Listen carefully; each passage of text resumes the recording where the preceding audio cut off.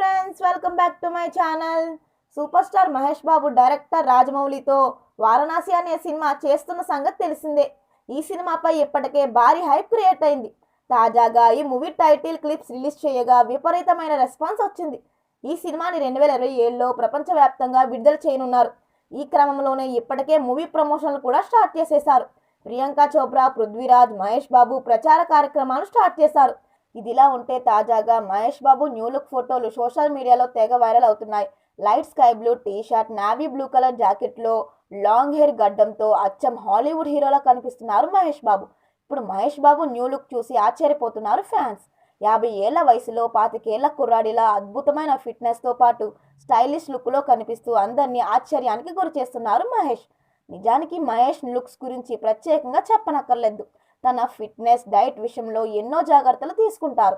మరిన్ని వీడియోల కోసం మన ఛానల్ని సబ్స్క్రైబ్ చేయడం మర్చిపోకండి.